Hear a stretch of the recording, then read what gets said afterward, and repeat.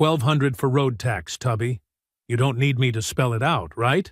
Ricky's grin stretched wide as he stepped out of the darkness, 3 men fanning out behind him.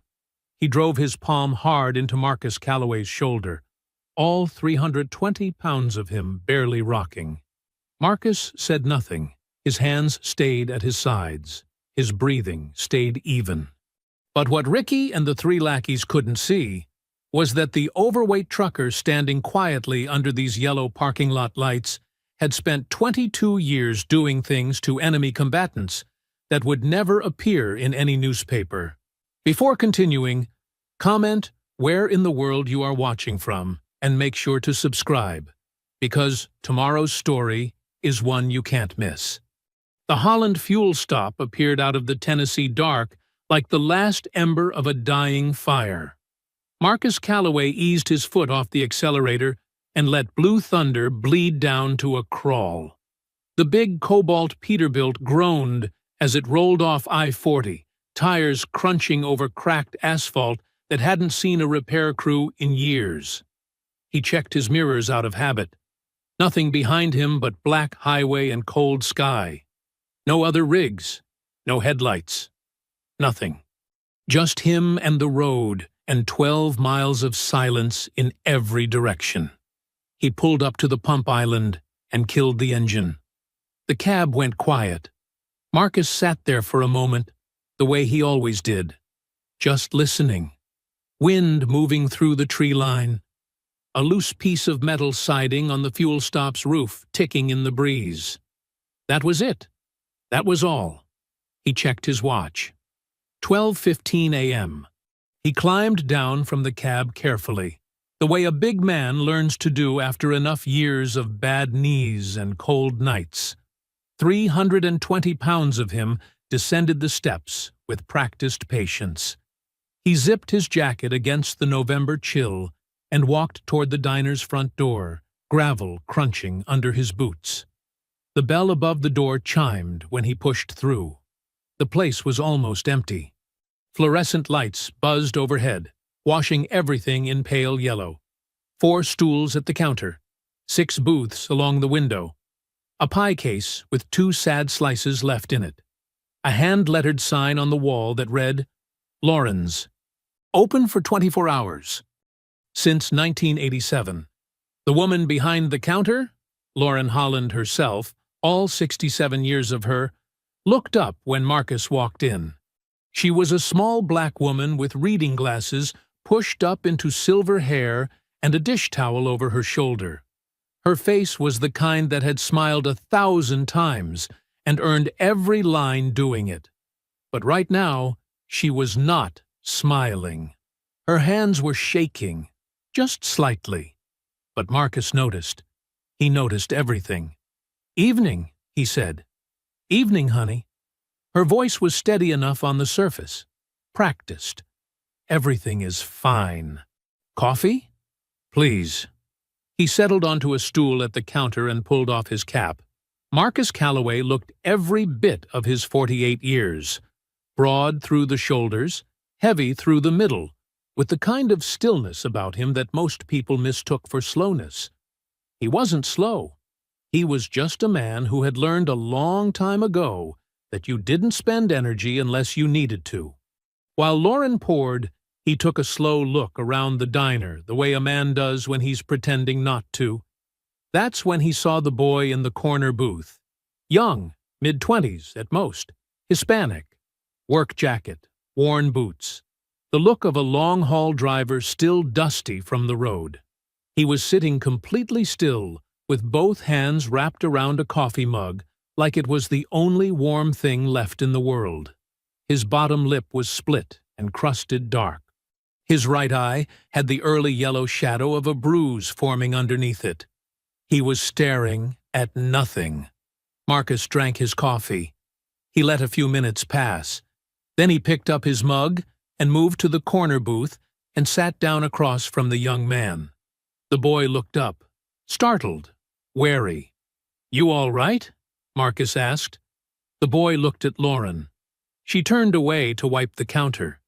He looked back at Marcus. "I'm fine," he said. Marcus nodded slowly. He wasn't going to push. He just sat there and drank his coffee, patient as a man with nowhere urgent to be. It took about 4 minutes. "They took everything I had," the boy said quietly. $800, cash. Just walked up to my truck and took it. His voice was tight, controlled, like he was working hard to keep it from cracking. 4 of them. Said it was a road tax. Said every independent driver on this stretch pays, or they get the same treatment. He touched his lip without thinking about it. I filed a report. Deputy came out, looked around, said there wasn't much he could do tonight, and left. He let out a breath that wasn't quite a laugh. I've been sitting here for 3 hours. His name was Eddie Garza, and Marcus Calloway listened to every word. He didn't say much. He asked a few quiet questions: what the men were wearing, what they were riding, what exactly they said. Eddie answered all of it. By the time Marcus finished his coffee, he had a clear picture. Not the whole picture, but enough. He stood. He put 2 20s on the table without being asked. "You file that report again in the morning," he said. "Don't let them tell you no." He nodded once to Lauren. She nodded back, something grateful and heavy in her eyes that she didn't put into words. Marcus pushed through the front door, back out into the cold Tennessee dark. Blue Thunder was waiting for him. Marcus had his hand on the fuel cap when they stepped out of the dark. 4 of them, moving in from the gaps between the rigs like they'd been waiting there the whole time. Patient, practiced, comfortable. The kind of men who had done this exact thing many times before, and never once been surprised by how it ended. They wore leather vests over hooded sweatshirts, Iron Covenant patches on the back, a skull split down the middle, the words Harlan County stitched beneath it in red. The biggest one led. He was maybe 6'2", thick in the chest, with a shaved head and a beard that hadn't been trimmed in months. He walked with the loose, easy swagger of a man who had never once in his adult life been made to feel small. He stopped about 4 feet from Marcus and looked him up and down, slowly, deliberately. Then he grinned. "Well, look at this big old boy." He glanced back at his crew. "They're getting bigger every year, ain't they?" 2 of the others laughed. The 4th one, younger, jumpier, with a patchy beard and mean little eyes, moved around to Marcus's left, cutting off the path back to the diner. Marcus didn't move. He kept his hand resting on Blue Thunder's fuel cap and watched all 4 of them the way a man watches weather coming in off the horizon. "Road tax," the big one said. He pulled the words out slowly, like he was explaining something to someone who might not be keeping up. "Every independent rig running this corridor pays. That's just how it works out here." He tilted his head. "Rig your size, 1,200, cash." Marcus said nothing. "You hear me, big fella? 1,200 dollars." The man held up both hands and wiggled his fingers like he was counting for a child. "Or we have ourselves a real bad night." The jumpier one on Marcus's left snorted. "Don't think he understands the concept, Ricky." "Maybe he's slow," another one offered. Ricky, the big one, took a step closer. Close enough now that Marcus could smell cigarettes and motor oil and the particular sourness of a man who enjoyed this. "What do you think, Tubby? Are you slow? Because from where I'm standing, you look like a man who spends a lot of time sitting on his backside eating whatever's in front of him." He looked pointedly at Marcus's midsection. "Lot of front of him, too." More laughter. Marcus looked at Ricky. Then he looked at the man on his left. Then the 2 behind Ricky. He did it slowly, calmly, taking each face in for exactly 1 second. Then he said, quietly enough that only the 4 of them could hear it, "I'm going to give you exactly 1 chance to walk away." Ricky blinked. Then his grin came back, wider this time, almost delighted. He turned to his crew like Marcus had just said the funniest thing he'd ever heard. "Did this fat boy just—" He turned back. "Boy, do you have any idea who you're talking to? Do you understand what we will do to you out here?" "Walk away," Marcus said again. Same volume, same tone. Ricky's grin flickered. Something shifted behind his eyes. Not fear, not yet, but the first faint edge of uncertainty. He didn't like it. He stepped forward and drove his palm hard into Marcus's shoulder. Marcus rocked back half a step. He steadied himself.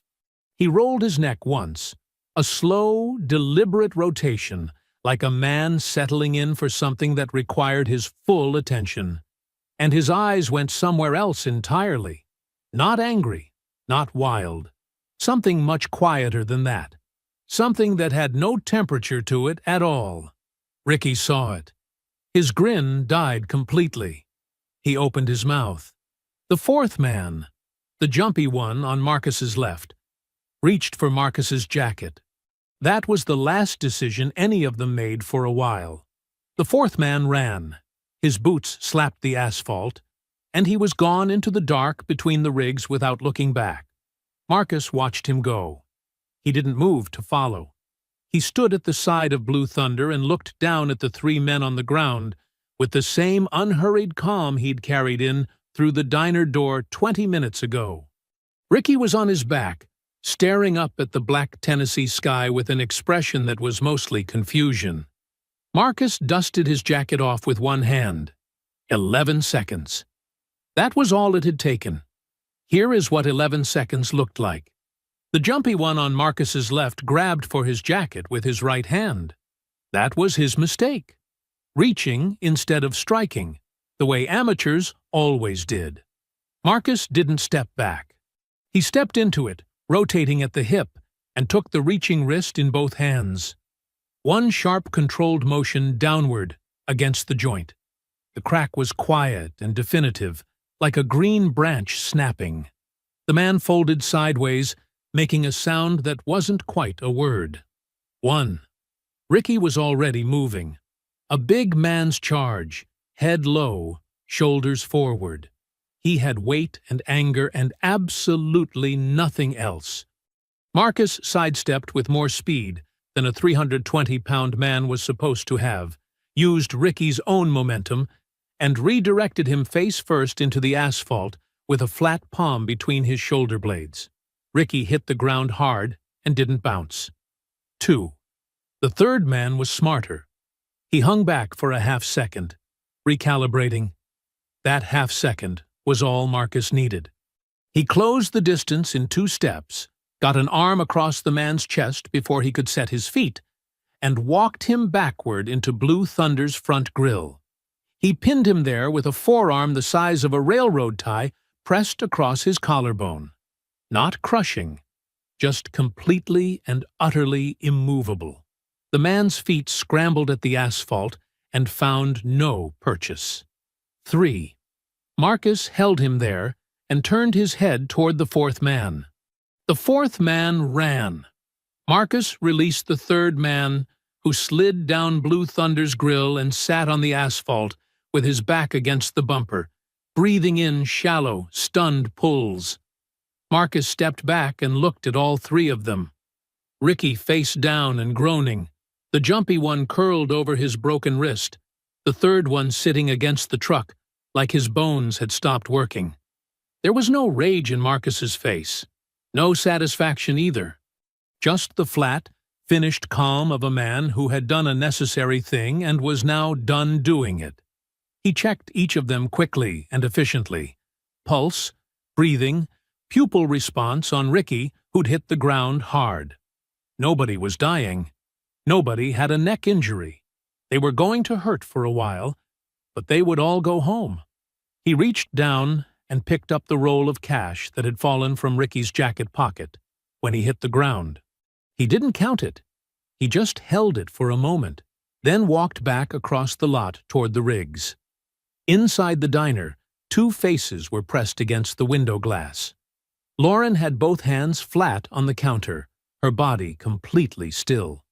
Beside her, A teenage waitress named Amy, maybe 17, dark ponytail, a Holland Fuel Stop apron, stood with her mouth open and her order pad hanging forgotten from one hand.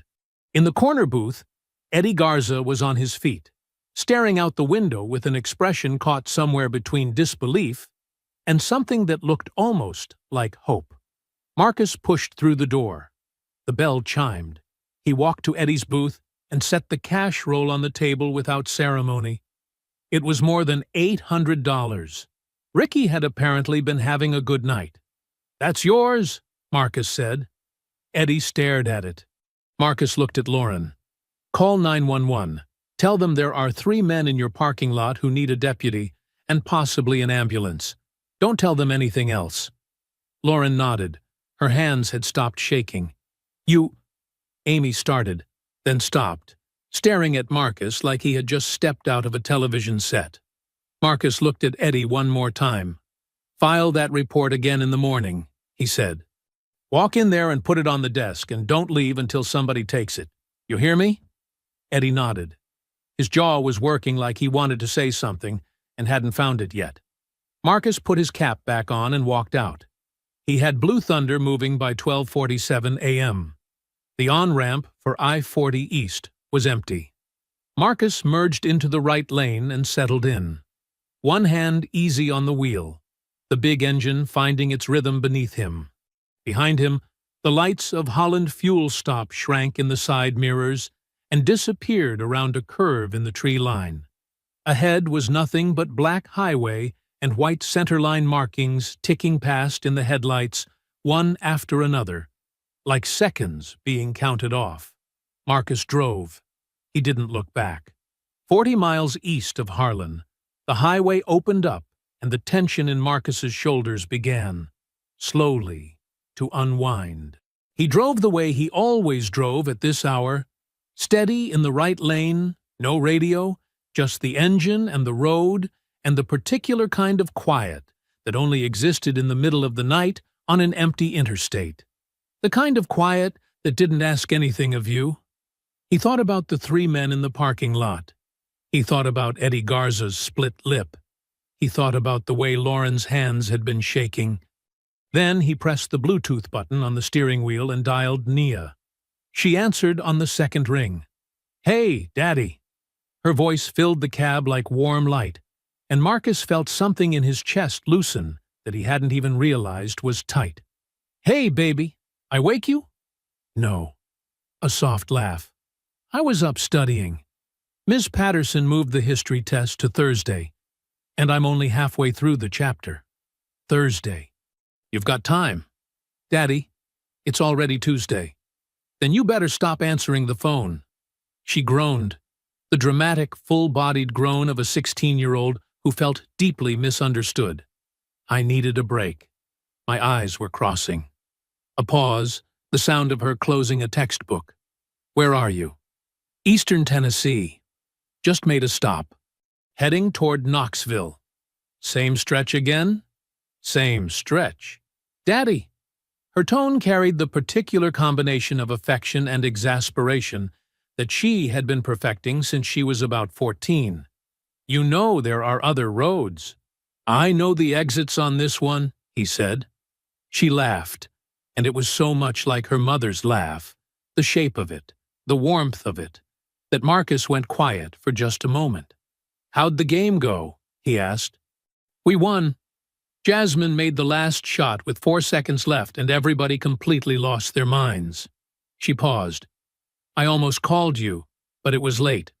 You can always call me." "Even at midnight?" "Especially at midnight." He could hear her smiling through the phone. "Coach said if we win Friday, we go to regionals. The whole school is going crazy about it." "You going to the game?" "Obviously. Jasmine would never forgive me." A beat. "You're not going to make it back for it, are you?" "I'll try, baby." "You always say that." "I always mean it," he said. Sometimes the road has other ideas. She accepted that the way she always did, not entirely happy about it, but understanding. She had grown up watching him leave and come back, with the patient rhythm of someone who had learned early that loving a trucker meant getting comfortable with distance. They talked for a while after that, the easy, unhurried kind of talking that didn't need a reason. Nia described the history chapter she was struggling through, something about the civil rights movement that she actually found interesting but couldn't make herself memorize properly. Marcus listened, and then, carefully, quietly, started telling her things that weren't in the textbook, things he knew from his own grandmother, things passed down like furniture, carried from one generation to the next. Nia went quiet and listened. That happened sometimes.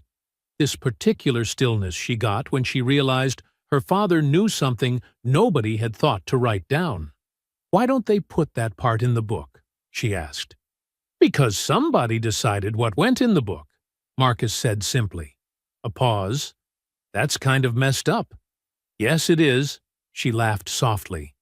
Then, "Daddy, are you okay?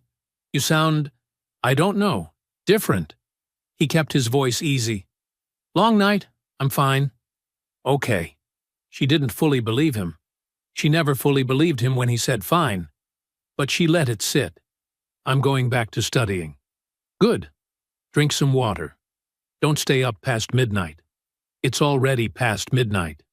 "Then don't stay up past 1. Deal." A smile in her voice. "Love you, Daddy. Love you, baby." "Lock the doors." "I always lock the doors." The call ended, and Marcus drove in comfortable silence. The cab warm with the echo of her voice, the particular kind of peace that only his daughter's laugh could put in him.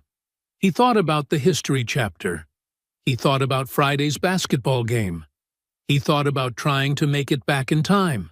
He drove like that for 40 minutes. At 3:11 a.m., his phone rang. The number on the console display was Lauren's. Marcus frowned and answered. "Lauren." She didn't say hello. Her voice was stripped down to just the necessary words, the voice of a woman holding herself together by will alone. "He came back," she said. "Julius Hargrove himself. This morning, just after dawn. Had 6 men with him. He knew about your rig, the color, the make. Asked me questions. I didn't tell him anything, Marcus." "I swear I didn't." "I know you didn't," Marcus said. "What did he say?" A pause. He could hear her breathing. "He left a message." Her voice dropped. "He said, 'Tell the fat man we know about his daughter. Tell him Nia is a pretty name.'" The highway stretched out ahead of Blue Thunder, long and dark and empty. Marcus said nothing. Marcus didn't pull back onto the highway. He sat with both hands on the wheel and the engine idling, and Lauren's words hanging in the cab like smoke. The hazard lights clicked on automatically when he'd stopped, orange light pulsing across the dark asphalt in front of him, steady and rhythmic, counting off seconds. He let 90 of them pass, not from shock. Marcus Calloway did not shock easily. He sat still because stillness was how he thought. And right now, thinking clearly was the only thing that mattered. He went through it methodically, what he knew, what he didn't know, what needed to happen in the next 10 minutes. Julius Hargrove had Nia's name. That meant he had more than her name. A man like Julius, careful, methodical, running a criminal operation across 4 counties for years without a serious legal challenge, did not throw names around as empty theater. If he knew Nia's name, he knew where she went to school. He knew her routine. He knew enough. Marcus reached for his phone. He dialed Nia's number and listened to it ring. His jaw set, his breathing slow and controlled. She picked up on the 3rd ring, her voice groggy now, the studying having finally lost the battle with sleep. "Daddy? Is everything okay?" "Hey, baby." He kept his voice exactly the same as it had been 20 minutes ago. "Warm. Easy. Sorry to call back so soon. Change of plans on this end. I need you to do something for me." "What?" Slightly more awake now. You remember your friend Tamara? The one on Prescott Street? Yeah, of course. I need you to stay at her place tonight instead of home. Pack a bag in the morning before school and go straight thereafter. Don't go back to the house until I call you. A pause. Longer than he wanted. Daddy? What's going on? Nothing for you to worry about, he said. I just need to know you're not home alone for a few nights. Can you call Tamara in the morning? She won't mind. But, Nia. His voice stayed gentle, but it carried the particular weight that told her, clearly and without argument, that this was not a discussion. Call Tamara in the morning. Don't go home alone. Can you do that for me? Another pause. He could hear her working through it, weighing the urge to push against the thing in his voice that she had learned, over 16 years, to take seriously. Yeah, she said quietly. I can do that. Good girl. Get some sleep. I'll call you tomorrow. He ended the call and sat for a moment with the phone in his hand. Then he scrolled to a contact that had no name attached to it. Just 2 initials. VO. A number he had not dialed in 6 years. He looked at it for exactly 3 seconds. He pressed call. It rang twice. Marcus. The voice that answered was deep and unhurried, with the faint trace of a Ghanaian accent worn smooth by decades of American living. Victor Norris had been many things over the course of his life. He was currently the owner of a private security and intelligence firm operating out of Atlanta. More importantly, he had once been the man covering Marcus's left side on operations in places that didn't make the news. He asked no unnecessary questions. That had always been one of his best qualities. Victor, Marcus said, I need information on a criminal organization. White supremacist biker gang. Name is the Iron Covenant. Operating out of Harlan County, Tennessee. Leader goes by Julius Hargrove. He paused. They've threatened my daughter. A brief silence. Not hesitation. Processing. How deep do you need it? Victor asked. Everything, Marcus said. Members, operations, finances, political cover, law enforcement connections, everything you can find. Give me 12 hours. I'll be in Knoxville by 9. Call me when you have something. Marcus. Victor's voice dropped a register, just slightly.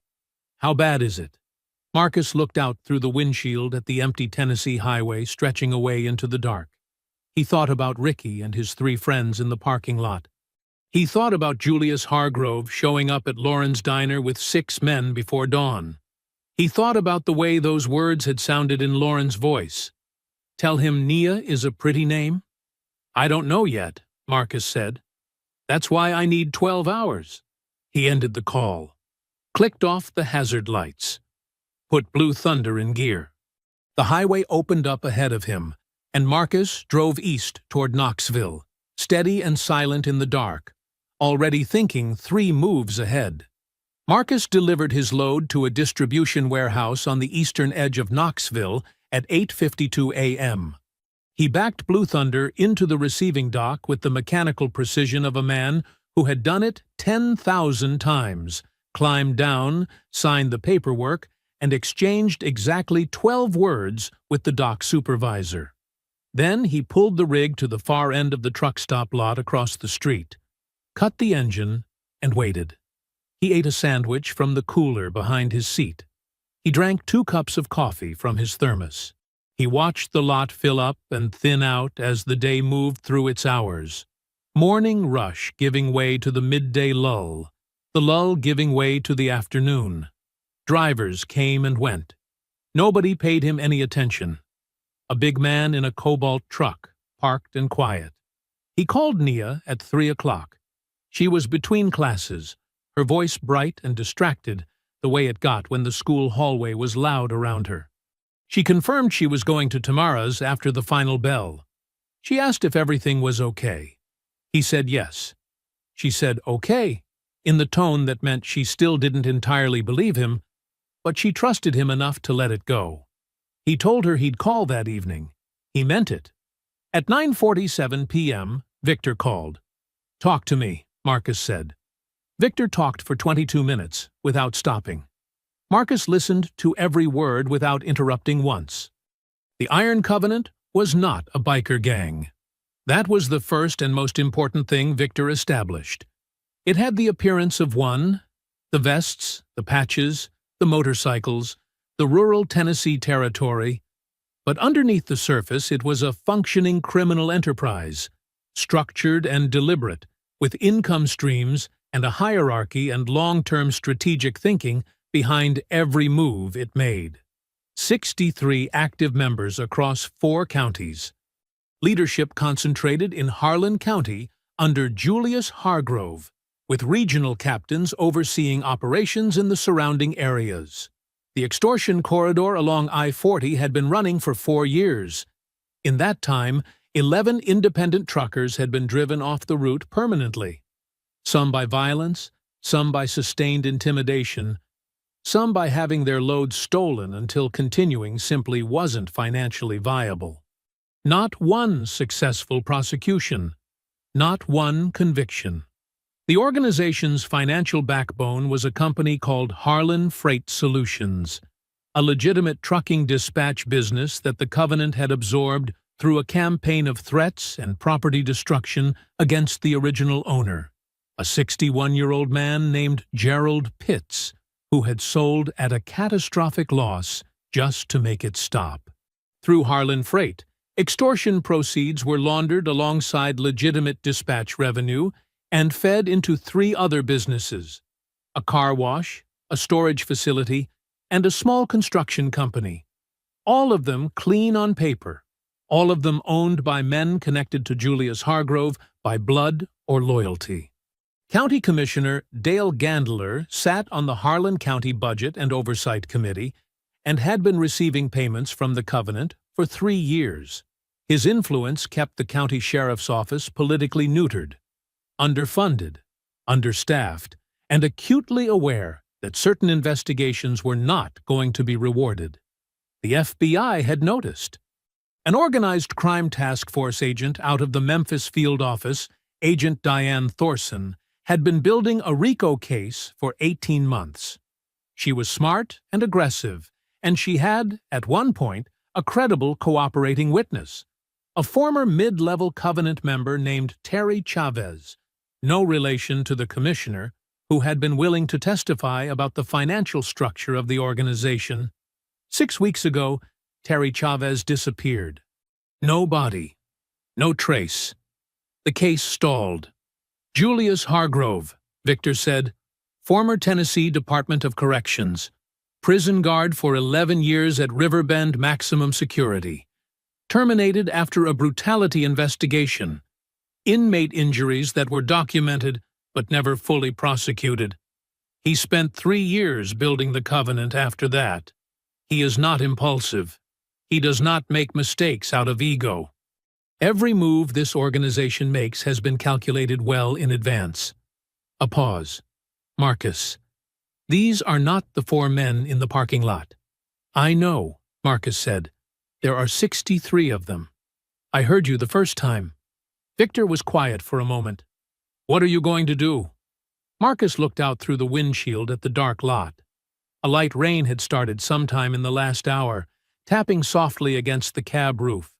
Somewhere across the lot, a rig was idling, its running lights burning amber and red in the wet dark. He thought about Eddie Garza sleeping in his cab. He thought about Lauren's shaking hands. He thought about Nia packing a bag and not knowing why. I don't know yet, Marcus said, but I'm going to figure it out. Morning came gray and cold over Knoxville. Marcus was back on I-40 by 7, but he wasn't making time. He wasn't running freight. He had called his dispatcher the night before and pushed his next pickup back 2 days. Personal matter, he'd said, and left it at that. He had the corridor to himself, and he intended to use it. He drove west, back toward Harlan, back the way he'd come. But this time, he stopped everywhere. Every independent truck stop. Every fuel station still run by a family name instead of a corporate logo. Every diner with a gravel lot and hand-painted hours on the door. He pulled Blue Thunder in slowly, parked, went inside, ordered coffee, and listened. When the timing felt right, he asked quiet questions. He didn't explain who he was or what he was doing. He just asked, and he listened to what came back. What came back was bad. At a fuel stop outside of Cookeville, he found Eddie Garza. The young man was in his cab, not sleeping, just sitting, engine off, staring out the windshield at a concrete wall. Marcus knocked on the passenger window. Eddie startled, then recognized him and unlocked the door. "You're still here," Marcus said. "I made my delivery yesterday," Eddie said. He looked worse than he had 2 nights ago, paler, with the hollowed-out look of a man running on no sleep and too much fear. "I should go home. My wife's been calling." He paused. "I just keep thinking about what they said, that it doesn't matter where I go, that they'll find me if I come back through. Do you drive this corridor regular?" "Every 2 weeks. Same route. I've been doing it for 3 years." He rubbed his face with both hands. "I don't know what I'm going to do." Marcus sat with that for a moment. "You're going home," he said. "Today. Your wife needs you home." He held Eddie's eyes until the younger man nodded. "I'm working on the rest of it." He left Eddie's cab and kept moving. He found Walt Hudson at a truck stop outside of Baxter. A big, weathered white man of 61 with broad shoulders gone soft, and a face that had the permanent squint of someone who had spent decades reading the road. He was sitting at the counter of a roadside diner, nursing black coffee, his rig parked outside with a load he hadn't picked up yet. He had no particular reason to be sitting in Baxter. He just wasn't ready to go back on the corridor. Marcus sat next to him. They talked the way truckers talk, slow and indirect at first, circling the real subject. Walt got there eventually. 2 months ago, the Iron Covenant had stopped his rig on a lonely stretch between Cookeville and Harlan and taken the entire load. $40,000 in consumer electronics. Walt had been hauling it on contract for a mid-size retailer. The contract had a loss clause that put the liability on the driver when law enforcement couldn't recover the cargo. Walt ate the full loss. His wife, Meredith, had been diagnosed with breast cancer 8 months ago. The treatment costs were manageable, barely, when Walt was working steady. After the load theft, they were not manageable at all. "I filed the report," Walt said. He wasn't angry when he said it. He was past angry. He had moved into the flat, exhausted country on the other side of it. Deputy took the statement. Never heard another word. "Commissioner's office told me there was an active investigation when I called. That was 8 weeks ago." He turned his coffee cup slowly in both hands. "Meredith's next round of treatment is in 3 weeks. I don't know how we're covering it." Marcus didn't say anything for a moment. Then he quietly asked Walt for his fuel stop preference and paid the man's tab, and 2 nights of lot parking without drawing any attention to the act. Walt looked at the receipt the cashier slid back to him. He looked at Marcus. "You don't have to do that," he said. "I know," Marcus said. By the end of the second day, Marcus had spoken with 9 drivers. 9 separate accounts of robbery, intimidation, assault, and extortion along the same stretch of highway. Most were too frightened to file formal statements. Some had tried. None of it had mattered. That night, parked in a rest area outside of Lebanon, Marcus called Victor. "I have first-hand accounts from 9 drivers," he said. "The actual number affected is closer to 11. Maybe more." Victor was quiet for a moment. "What are you planning to do with all of it?" Marcus looked out at the dark tree line beyond the rest area lights. "I'm still deciding," he said. Marcus pulled Blue Thunder back into Holland Fuel Stop the following morning just after 8. The breakfast crowd, such as it was, had already thinned out. 2 older men in work jackets shared a booth by the window, talking about nothing in particular. A single driver sat at the counter with his back to the door. Lauren was behind the register, and when she saw Marcus come through the door, her whole body visibly relaxed, the way a person does when they've been waiting on something without admitting they were waiting. She poured his coffee before he sat down. He ate eggs and toast and let the diner settle around him.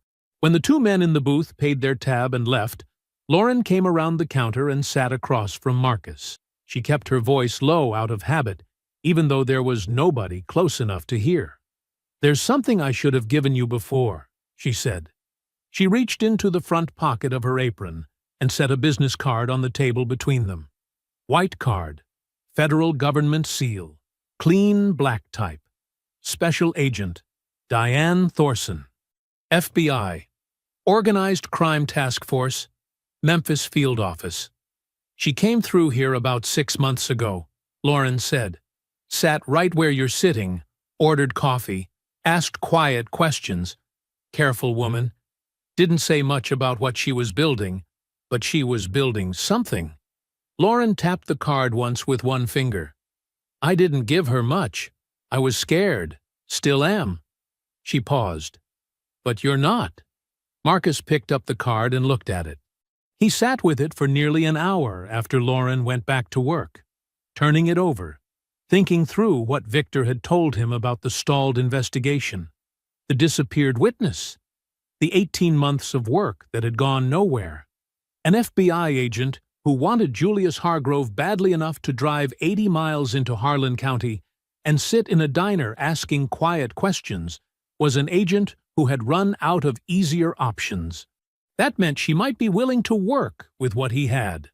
He stepped outside to the parking lot and made the call. Thorson answered on the second ring. Her voice was crisp and professional, and immediately sharply alert the moment Marcus said the words, "Iron Covenant." Whatever she had been doing before he called, she stopped doing it. "Who is this?" she said.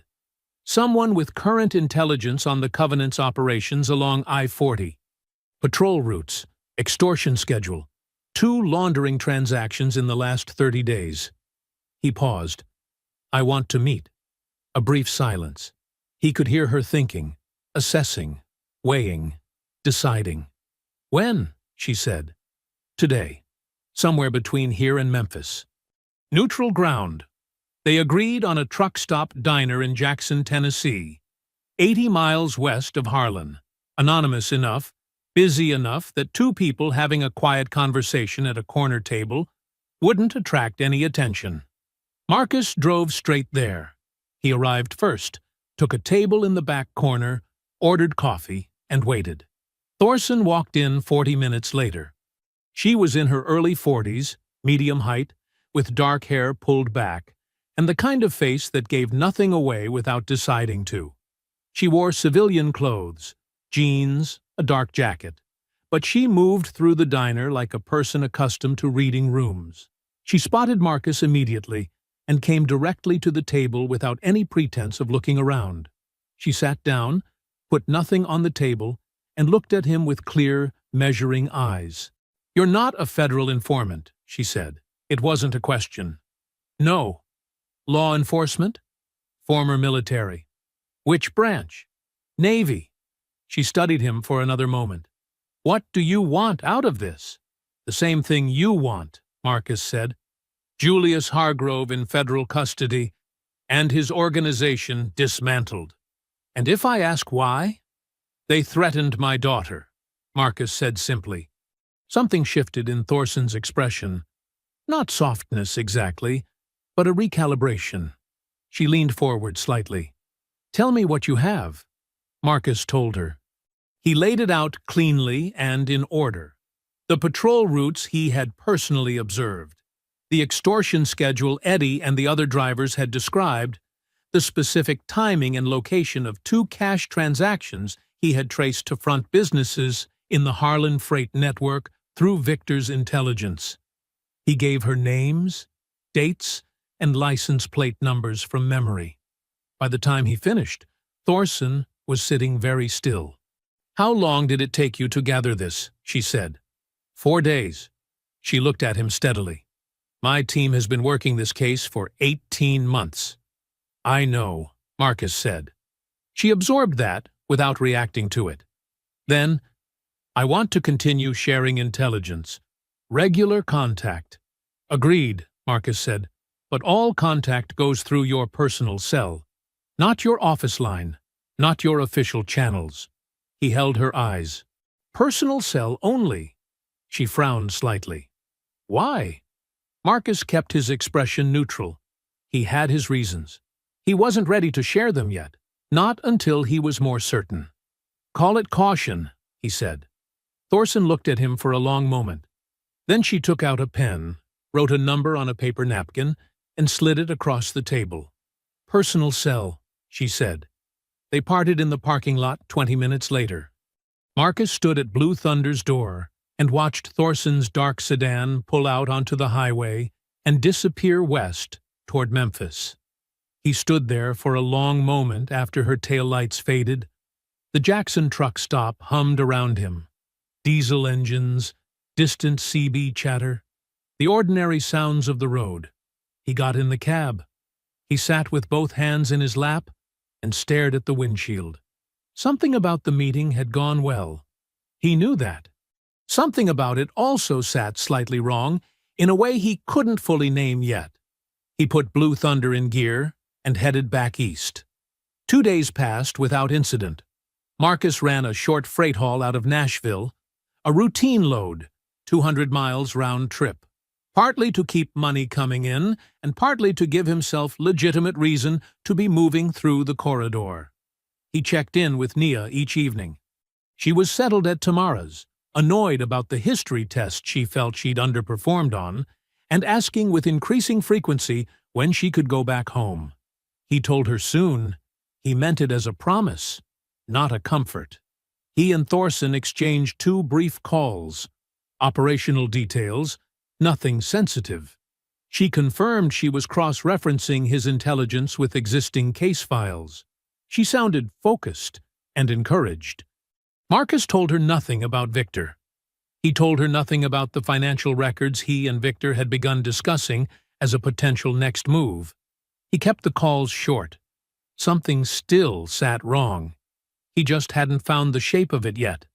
He found it at dusk on the second day. He was westbound on I-40, about 30 miles east of Harlan, the sun dropping fast behind the tree line and painting the highway in long amber shadows. He was thinking about Walt Hudson and whether the victim restitution process through the FBI would move fast enough to matter for Meredith's treatment schedule. That's when the black pickup appeared in his mirrors. It came up fast from the right lane. Too fast, too deliberate, and settled in tight behind Blue Thunder.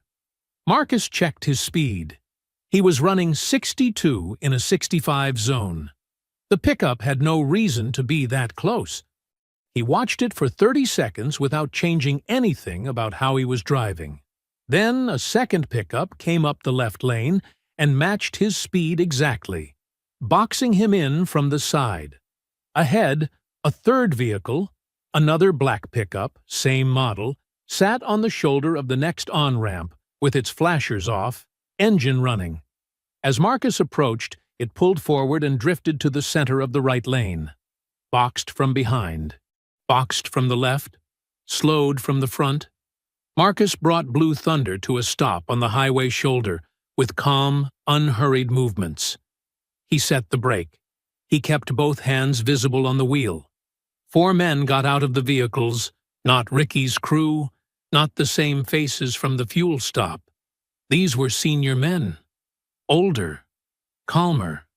The one who approached Marcus's window moved with the measured authority of someone several rungs up the Covenant's hierarchy.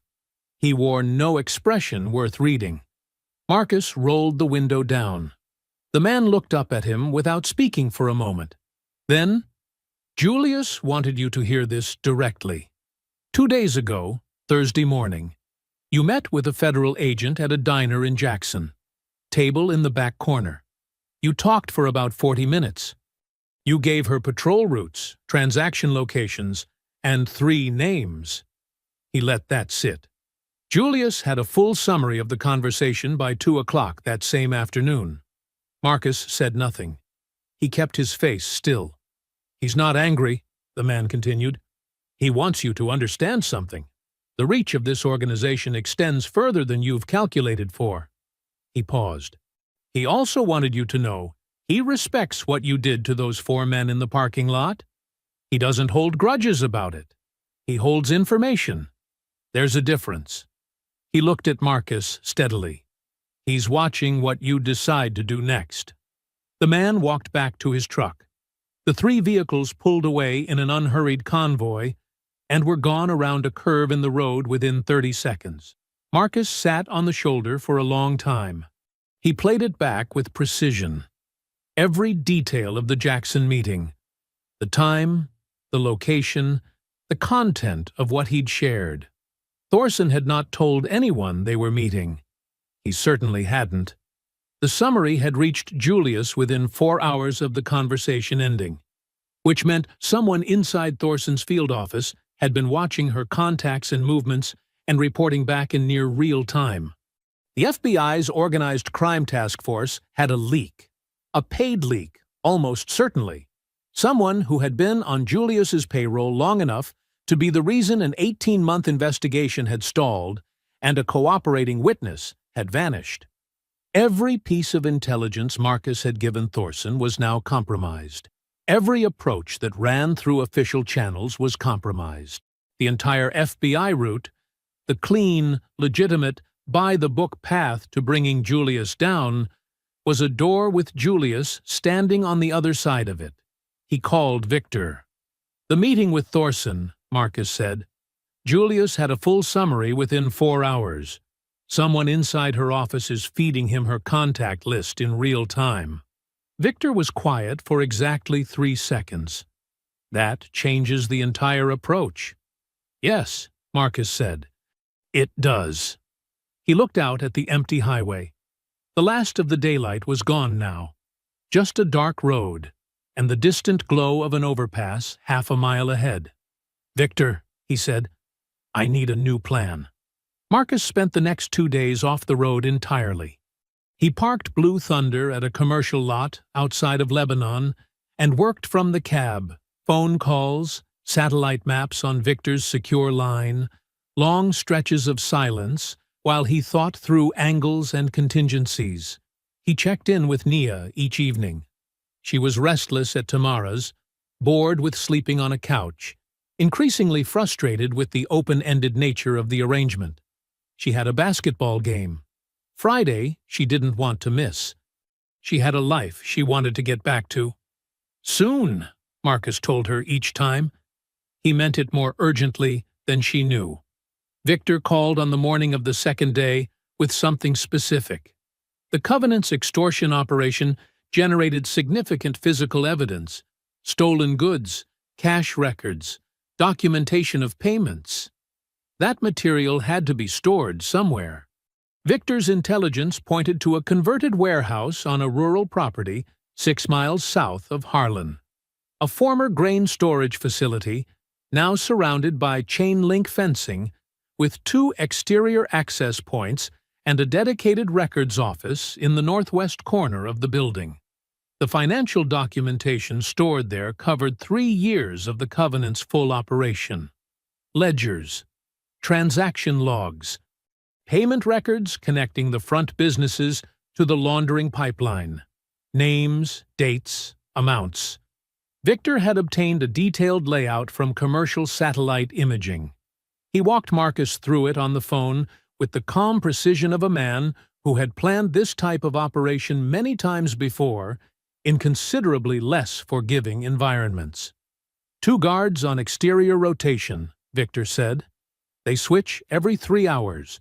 The overlap point, when the rotation crosses on the south side, gives you a 4-minute window on the northwest approach. Records office has a standard commercial deadbolt. Nothing sophisticated. "Cameras?" Marcus asked. 2. Fixed positions, no pan, both covering the main entrance. A pause. "They're not expecting someone who knows what they're doing." "Nobody ever is," Marcus said. "He went in that night. The 4-minute window opened at 2:17 a.m. Marcus moved through it, with everything his body still remembered from a life he had technically left behind. Low and quiet along the fence line, the guard's footsteps fading south. The northwest wall is dark and still. He had the deadbolt open in 40 seconds, a skill that required no explanation and left no evidence. Inside, he used a penlight no wider than his thumb. The records office was exactly where Victor said it would be. 3 filing cabinets, 1 locked document box, and a desktop computer with an external hard drive already connected to it. Marcus worked quickly and methodically, photographing ledger pages, copying files onto a drive he'd brought, checking each document against Victor's list of priority targets. He was thorough without being slow. 26 minutes after entering, he was back outside and moving along the fence line toward the tree cover where he'd left his vehicle. Clean, quiet, no disturbance. He called Victor from the car. "I'm out. Full copy of the financial records." Victor reviewed what Marcus had transmitted within 2 hours. His assessment was unambiguous.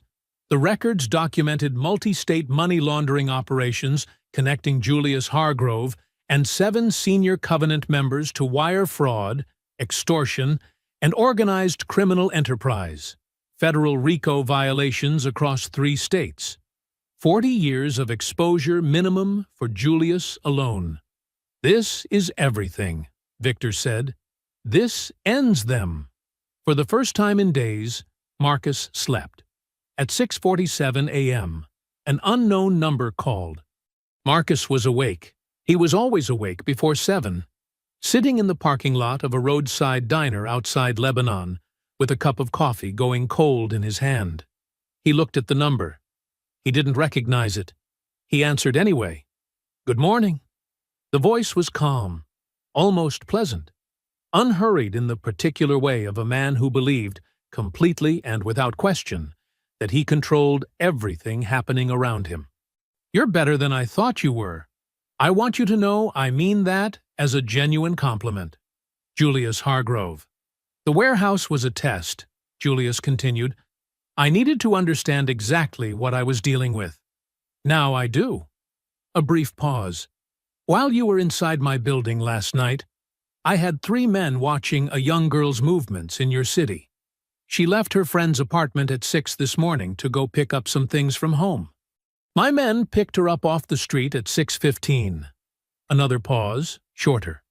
She's fine. She's going to stay fine.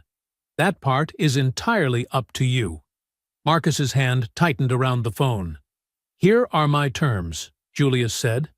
"Every copy of those financial records, every copy, destroyed or surrendered to my people by sundown today. Your phone wiped. You leave Tennessee tonight, and you don't come back." His voice stayed pleasant throughout. "Or your daughter won't come home." The call ended. Marcus stared at the phone in his hand for 3 full seconds. Then he called Victor. "Julius just called," he said. "He's claiming his men picked Nia up off the street at 6:15 this morning." A sharp silence. Where was she supposed to be? Tamara's. She must have gone back home for something. Marcus was already pulling up Nia's contact on his screen. "I'm calling her now." He dialed. It rang. 4 times. 5. 6. Voicemail. He tried again. Voicemail again. "She's not picking up," Marcus said. "Could be sleeping," Victor said immediately. "Could be in the shower. Could be her phone died." His voice was measured. The voice of a man actively constructing alternative explanations. "Marcus, this is exactly the kind of move a man like Julius makes when he wants to shut you down fast. You just took something valuable from him last night. He's scared of those records. This could be a bluff designed to make you hand them back without him having to do anything." Marcus called Tamara's number. 3 rings. Tamara answered, groggy. "Is Nia there?" Marcus said. A rustling sound, a pause that lasted too long. I woke up and she was gone." She left a note saying she was going to grab some clothes from home and she'd be back before school. That was another pause. Marcus, that was almost an hour ago. He ended the call. She left Tamara's, he told Victor. She went home alone. An hour ago. She's not answering her phone. He paused. Still think it's a bluff? Victor was quiet for a moment. Call the home line. Marcus called the house landline. It rang 7 times. Nobody answered. He sat in the parking lot of that ordinary roadside diner with the ordinary morning moving around him and felt something shift in his chest. A cold and specific kind of dread that doesn't announce itself loudly, but simply arrives and settles in and refuses to leave. Victor? His phone buzzed. Unknown number. Not a call. A message. He opened it. 2 attachments. He opened the first one. A photograph. Nia, in the gray hoodie she'd been wearing in her last Instagram post 3 days ago, sitting in a wooden chair in a dim room with no windows. Her hands were zip-tied in her lap. Her face was turned slightly toward the camera. Eyes wide, jaw set with the particular kind of frightened dignity that made something crack open behind Marcus's sternum. She was alive. She was unharmed. She was terrified. He opened the second attachment. A video, 12 seconds long. Nia looking directly into the camera, reading from something off-screen in a flat, controlled voice. Daddy, please do what they say. Please just do what they say. Then the video ended. Marcus sat without moving for a long time. When he finally spoke, his voice was so quiet and so completely controlled that it was almost frightening in its steadiness. Victor. I see it, Victor said. He was already on the line. Marcus had never ended the call. His voice had changed. The measured alternatives were gone. Marcus, I'm sorry. Don't, Marcus said. He looked at the photograph one more time. His daughter's face, her hands bound in her lap.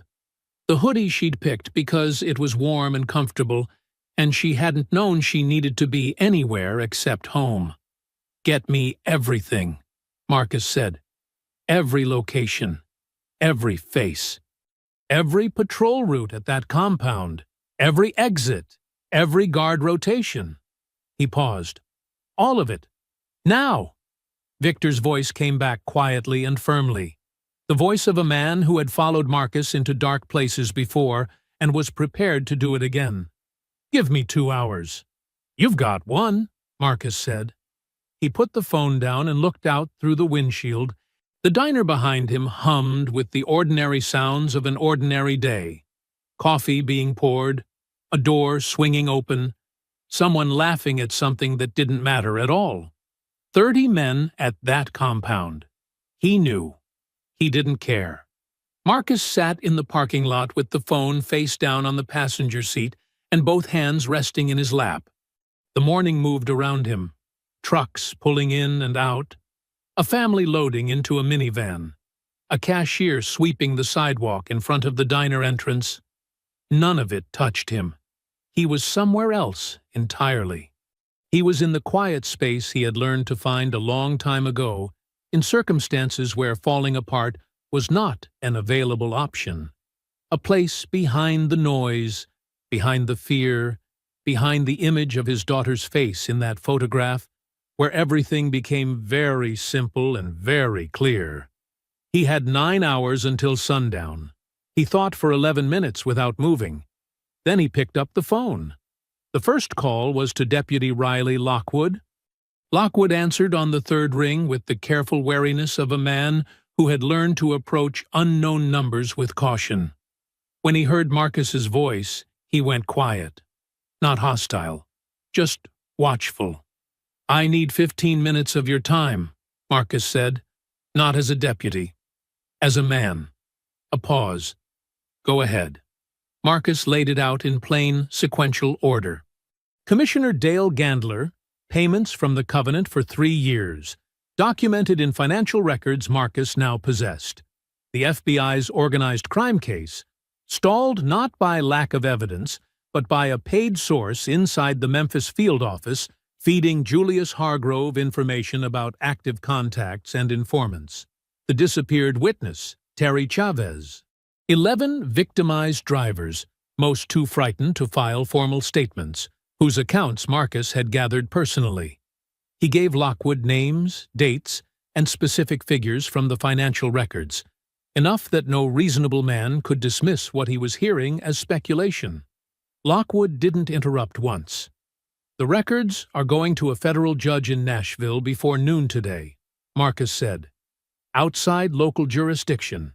Outside the compromised field office. Once they arrive, this moves at a federal level, and nothing Julius Hargrove owns in this county can slow it down."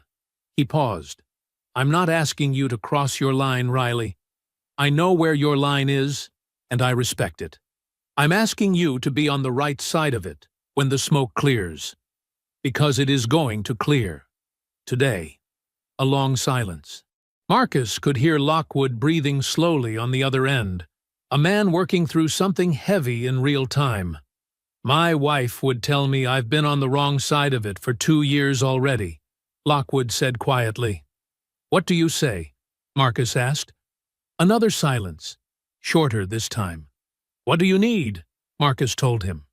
The second call was to Agent Thorson, not through her official line, but through the personal cell number Victor had sourced independently through channels that had nothing to do with the FBI's internal directory. She answered with immediate suspicion. "Who is this? How did you get—" "Listen to me carefully," Marcus said. "You have a source inside your field office. Someone who has been on Julius Hargrove's payroll long enough to be the reason your witness disappeared 6 weeks ago. Every contact you log, every informant you develop, every meeting you take. Julius has a summary within hours." Dead silence. "I met with you in Jackson 4 days ago," Marcus continued. "Julius had a full account of our conversation by 2 o'clock the same afternoon. He told me himself." He paused. "I'm not telling you this to burn the case. I'm telling you because I've already worked around it." He told her about the financial records, 3 years of the Covenant's full operation, copied from the warehouse 2 nights ago. He told her he had mailed a complete copy that morning to Federal Judge Patricia Harmon in Nashville, a judge with a documented record of prosecuting RICO cases and zero connection to Julius's network in Harlan County. The records were already in transit, already beyond Julius's reach. Thorson was quiet for a long moment. When she spoke, her voice was stripped of everything except focus. "I need those records, through official." "You'll have them," Marcus said. "Through Judge Harmon, today. Be ready to move when she calls your office." He ended the call. The third call was to Julius. Marcus dialed the number from the morning's unknown call. It rang twice.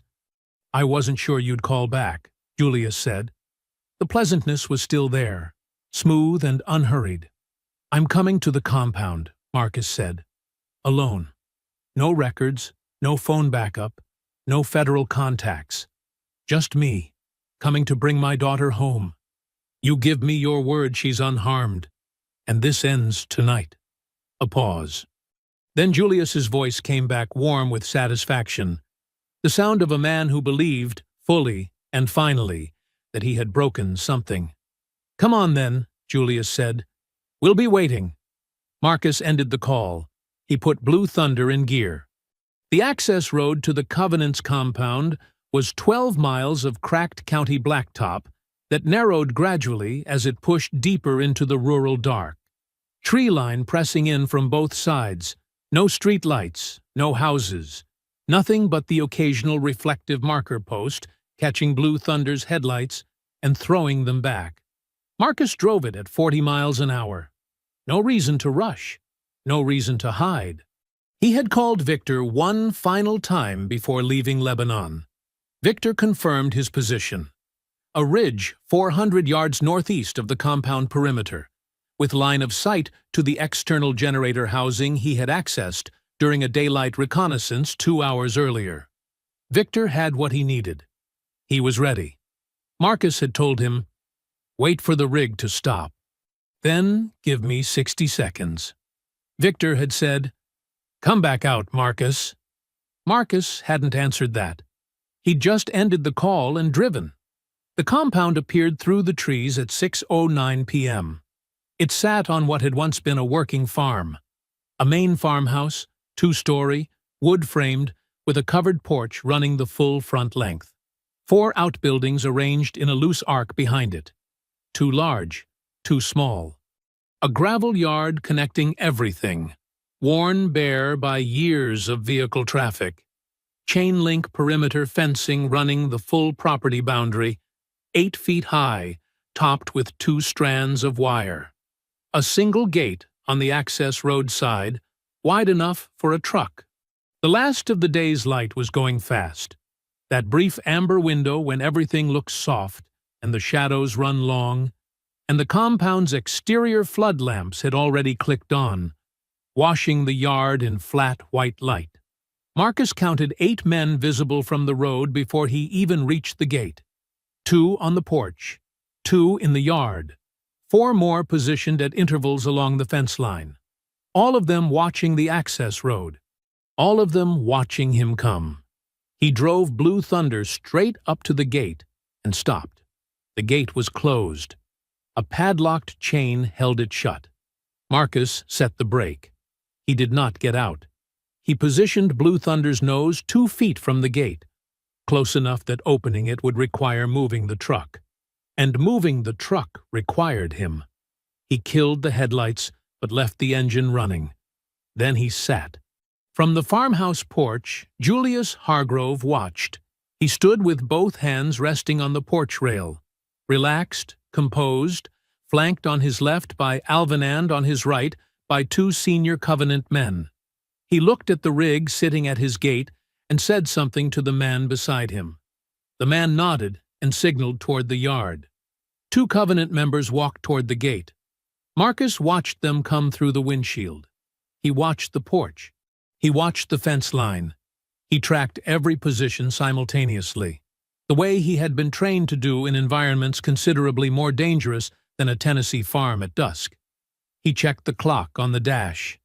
60 seconds. 50. 40. The 2 men at the gate were 20 feet away now, close enough that Marcus could see their faces. Irritated, impatient, used to people being afraid of what they represented. 20 seconds. 10. The compound went dark. Every flood lamp, every exterior light, the farmhouse windows, the security lamp above the barn door, all of it, gone in a single instant, as completely and suddenly as if someone had simply switched the world off. The gravel yard disappeared.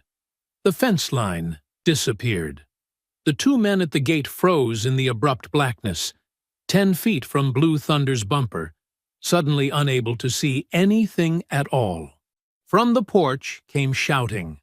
Julius's voice, sharp, controlled, cutting through the confusion with the efficiency of a man who understood immediately that this was not a power failure. Marcus was already out of the cab. He came down the passenger side, away from the gate, away from the 2 confused men, and moved along the compound's exterior fence line with his back low and his footsteps silent on the dead grass. He had the layout memorized to the foot. Main farmhouse, north end of property. Outbuilding 1, large, vehicle storage. Outbuilding 2, large, equipment. Outbuilding 3, small, northwest corner. That was the one. Victor's intelligence had been specific. Single exterior lock. No interior guard. Ground-level window on the south wall.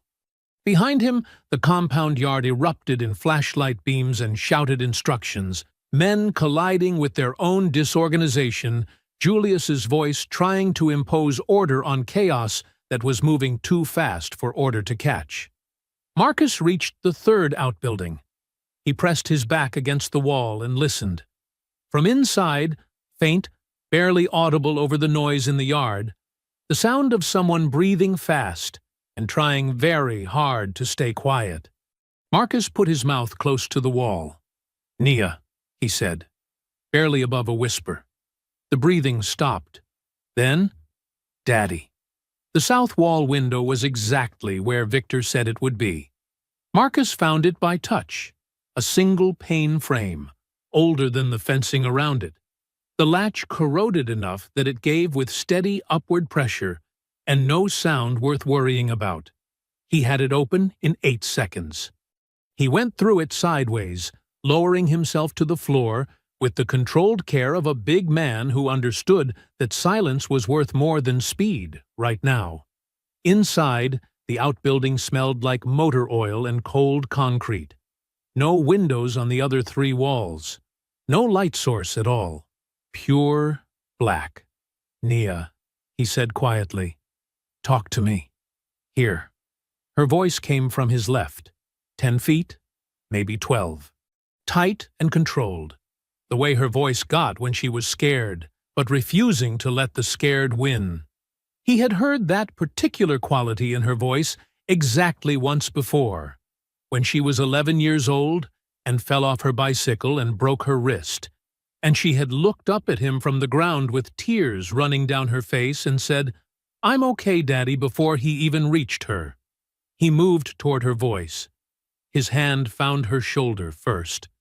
He crouched in front of her and ran his palms quickly and efficiently over the situation. Zip ties at the wrists, hands bound in her lap, ankles tied to the chair legs with what felt like nylon rope. He checked her face with his fingertips, the way a blind man reads. Forehead, jaw, the bridge of her nose. No swelling, no cuts, no dried blood. He exhaled once. Just once. "You hurt anywhere?" he said. "No." A beat. "I'm so scared, Daddy." "I know, baby. That's okay. Being scared is okay." He was already working the zip tie at her wrists with a folding knife, cutting outward from the skin, one controlled stroke. "In about 30 seconds, you're not going to be here anymore. I need you to focus on that." The zip tie came apart. He moved to her ankles. "Can you walk?" he said. "Yes." "Fast?" "Yes." Firmer this time. He could feel her pulling herself together, vertebra by vertebra, the way the Callaways did it. He cut the last rope and stood and took her hand. "Stay close. Stay low. Don't speak, unless I ask you something." "Okay." "Okay," he said. The south window again. Marcus out first, then reaching back and guiding Nia through with both hands at her waist, taking her weight as she came over the sill. Outside, the compound yard was still churning with flashlight beams and shouted orders. Julius had reorganized faster than Marcus would have preferred. He could hear the search pattern beginning to tighten, men moving outward from the main yard toward the outbuildings. They had maybe 4 minutes. Marcus put Nia directly behind him and moved along the rear wall of the outbuilding, away from the yard, toward the back fence line. He had pre-scored a section of the chain link 2 nights ago during a brief reconnaissance. 3 vertical cuts, low to the ground, invisible unless you were looking for them. He found it in the dark by counting fence posts from the northwest corner. 4th post. He pressed the section inward, and it folded back without resistance. "Through here," he said. "Head down." Nia went through without hesitating. Marcus followed. On the other side of the fence, the tree line began 20 feet back. Dense cedar and scrub pine that swallowed the darkness completely. Marcus and Nia moved into it, and the compound's noise fell away behind them, muffled by distance and wood. 200 yards through the trees, a dirt access trail ran parallel to the back fence. Victor had identified it on the satellite map. Marcus had walked it himself at 3 in the morning 2 days ago, counted the steps, memorized the turns. Deputy Riley Lockwood's personal truck sat on that trail with the engine off and the lights off. The passenger door opened as they approached. Lockwood leaned across from the driver's seat. A big, weathered man with reading glasses pushed up on his forehead and an expression that was equal parts relief and resolve. Behind him, through the rear window, Marcus could make out two vehicles further back on the trail. State trooper units, dark, waiting. Nia climbed in without being told. Lockwood reached back and put a hand briefly on her shoulder. The instinctive gesture of a grandfather, which is what he was, and she let him.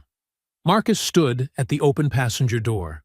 He looked at his daughter, her face pale in the darkness, her hands still marked at the wrists where the zip ties had been. She was looking back at him with an expression he recognized.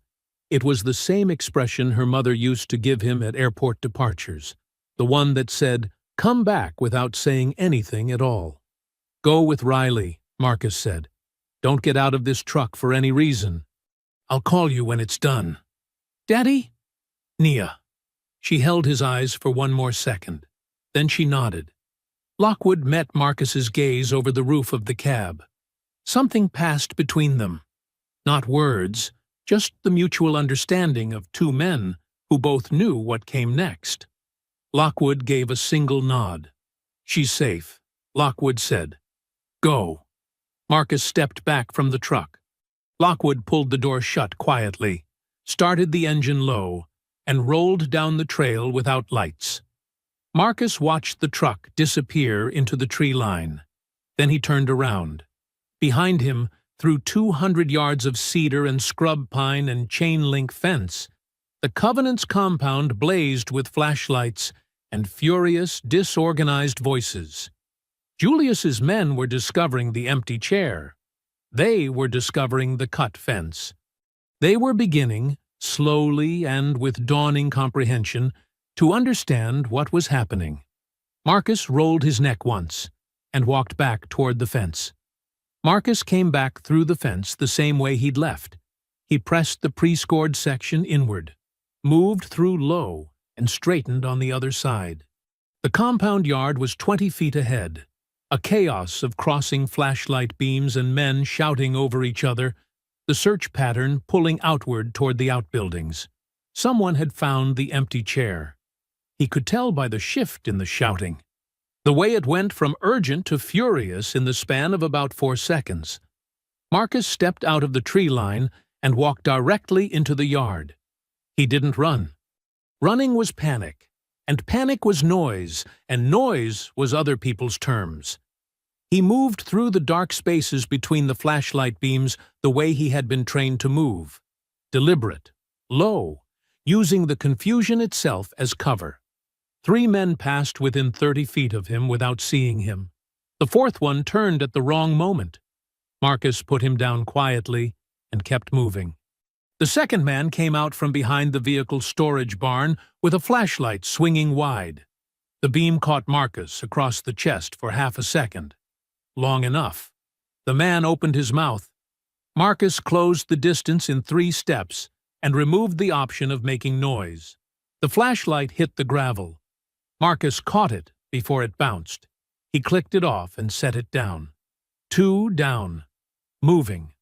Alvin found him near the back of the main barn. Marcus heard him first. The particular footfall of a very large man moving fast and angry, not trying to be quiet because he had never needed to be quiet in his life. Alvin came around the barn corner at full momentum, and the collision was immediate and total.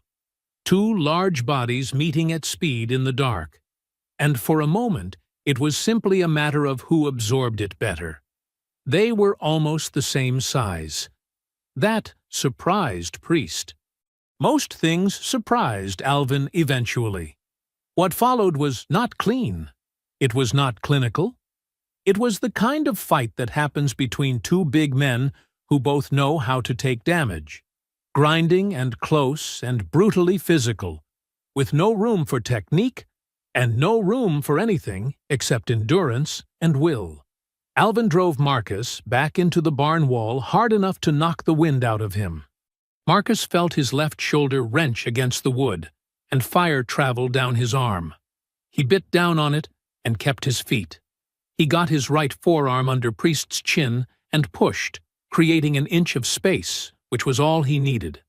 3 short, targeted strikes to the same spot on Priest's left side. Ribs. Marcus felt something give on the third one. Alvin made a sound low in his chest, and his left arm dropped.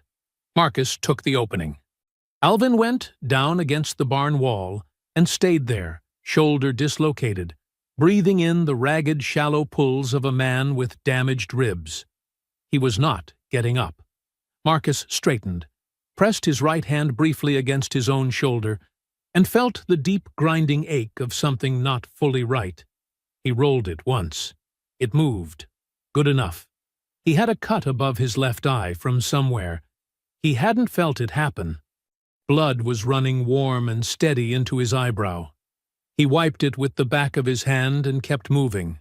The farmhouse door was unlocked. Julius was inside, alone, standing in the middle of the front room with a lamp burning on the table beside him and a pistol resting in his hand, barrel toward the floor. He looked up when Marcus walked in. He didn't raise the gun. For a moment, neither of them spoke. The composed facade was still there, just barely, like paint over a cracked wall, holding its shape through pure habit. But beneath it, visible now in the set of his jaw and the slight tightness around his eyes, was something smaller. Something that had not been there this morning on the phone when he had been so completely certain of everything. "You sent them away," Julius said. It wasn't a question. "She's gone," Marcus said. Julius absorbed that. His jaw tightened further. "This isn't over. The Covenant is bigger than this compound. Bigger than tonight. You cannot." "Julius." Marcus's voice was quiet, almost gentle. He looked at the financial records drive visible in Julius's breast pocket. The copy recovered from the warehouse. "That one's a copy, anyway." Julius looked down at it. From the access road, faint at first, then rapidly growing, came the sound of multiple vehicles moving fast. Engines, tires on gravel, the particular cadence of a federal convoy that was not slowing down. Julius looked at the door, then back at Marcus, and finally, completely, he understood. Julius Hargrove was taken into federal custody on the compound's gravel drive at 6:51 p.m. Marcus stood on the farmhouse porch and watched it happen. Agent Thorson's task force moved through the compound with the organized efficiency of people who had been waiting a long time to do exactly this. 12 federal agents, 4 state troopers, radio calls overlapping in the cold evening air. Covenant members coming out of outbuildings with their hands up. Some defiant, most just tired. The particular exhaustion of men whose bluster has finally run out of road. Julius walked to the federal vehicle without being dragged. He kept his chin level and his eyes forward and his face composed right up until the moment the door closed behind him. Marcus watched the whole thing from the porch without moving. He had a dish towel pressed against the cut above his eye, and his left shoulder was going to need attention, and he did not care about either of those things right now. Thorson came to him last. She looked at the dish towel. She looked at his shoulder. She looked at the general condition of him and said nothing about any of it. "John Erickson," she said, "forensic accountant, Memphis field office, 8-year employee." Her voice was flat and controlled, the voice of a woman managing something she was furious about. "We arrested him at his home 40 minutes ago. He's already asking for a deal." "Will he get one?" Marcus said. "Not the one he wants." She paused. Commissioner Gandler was detained this morning. Julius's 7 senior members are being processed tonight at 3 separate federal facilities. She looked at him steadily. "The financial records you sent to Judge Harmon. The federal prosecutor called them the cleanest RICO documentation he's seen in 20 years. Marcus nodded once. Thorson was quiet for a moment. "You want to tell me how a truck driver pulled off what my task force couldn't do in 18 months? I had a good map. Marcus said. She almost smiled. Almost. Your daughter is with Deputy Lockwood. She's asking for you. Marcus handed her the dish towel and walked off the porch. 3 weeks later, the Covenant collapsed the way large criminal organizations collapse when their leadership is gone, and their financial records are in federal hands, quickly and from the inside out. Plea agreements were offered and accepted. Members scattered across 4 counties went quiet. Harlan Freight Solutions was seized and shuttered.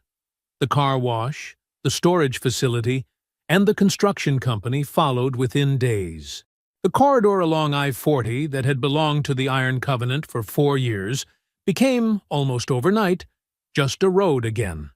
Eddie Garza received a formal settlement from Harlan County following Deputy Lockwood's testimony before a federal oversight panel. It was more than he'd lost. He called Marcus to say thank you and didn't have the words, and Marcus told him the words weren't necessary. Walt Hudson received victim restitution that covered Meredith's remaining cancer treatments, and then some. Walt sent Marcus a handwritten letter on notebook paper that said only, "She starts her last round next Tuesday. Thank you for giving me the ability to be there." Marcus folded the letter and put it in the visor above the driver's seat, where he kept the things worth keeping. Lauren Holland was featured in a regional newspaper story about the collapse of the Covenant's extortion network.